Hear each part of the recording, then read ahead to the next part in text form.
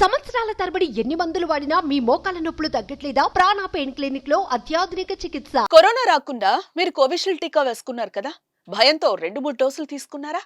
అయితే మీరు అనారోగ్యానికి గురయ్యే అవకాశం ఉంది.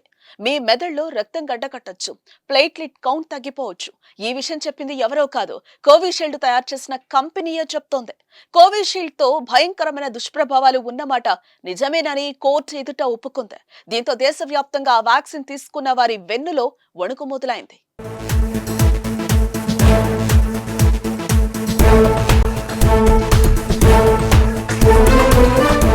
కరోనా విజృంభిస్తున్న సమయంలో టీకాలే ప్రాణరక్షకులుగా కనిపించాయి. అందుకే ప్రభుత్వాలన్నీ ప్రజలకు టీకాలను అందించాయి. అందులో ఒకటి కోవిషీల్డ్. ఆస్ట్రాజెనికా, ఆక్స్ఫర్డ్ యూనివర్సిటీ సంయుక్తంగా అభివృద్ధి చేసిన కోవిషీల్డ్ ను పూణేలోని సీరం ఇన్స్టిట్యూట్ ఆఫ్ ఇండియా ఉత్పత్తి చేసిన విషయం మనకు తెలిసిందే.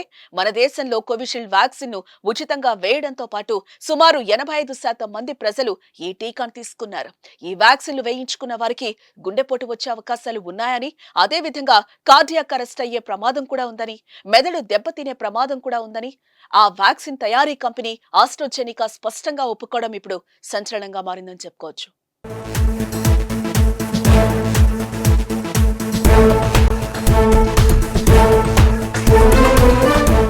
కోవిషీల్డ్ వేసిన కొన్ని రోజుల్లోనే సైడ్ ఎఫెక్ట్స్ వస్తాయని నిపుణులు హెచ్చరించారు. కానీ కోవిడ్-19 మహమ్మారిని తరిమి కొట్టేందుకు మరో ఆప్షన్ లేకపోవడంతో ప్రజలందరూ 2 నుంచి 3 డోసుల్లో వ్యాక్సిన్ తీసుకున్నారు.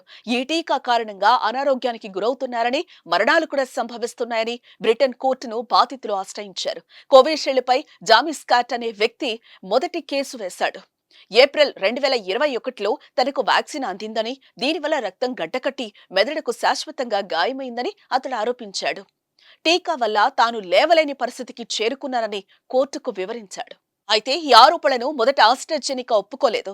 అలాంటిదేం లేదని కొట్టిపారేసింది.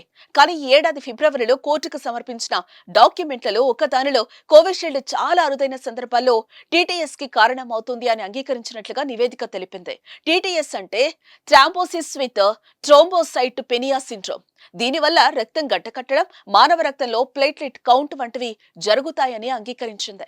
వ్యాక్సిన్ తీసుకున్న అందరిలో కాకుండా 10,000 మందిలో ఒకరిద్దరికి మాత్రం ఇలాంటి సమస్యలు వస్తున్నట్టుగా పేర్కొంది. కరోనా వ్యాక్సిన్ తీసుకున్న తర్వాత గుండెపోటు సమస్యలు ఎక్కువయ్యాయని చెప్పుకోవచ్చు. అధిక సంఖ్యలో హార్ట్ అటాక్స్ కు గురై చనిపోతున్నారు. టీకాలు తీసుకున్న వారిలో గుండెపోటుతో పాటు పలు అనారోగ్య సమస్యలు ఎదురవుతున్నట్లుగా అనేక అధ్యయనాల్లోనూ కూడా వెల్లడైంది.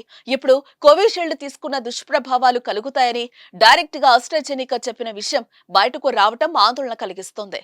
కోవిషీల్డ్ తీసుకున్న వారిలో గుబులు మొదలైంది.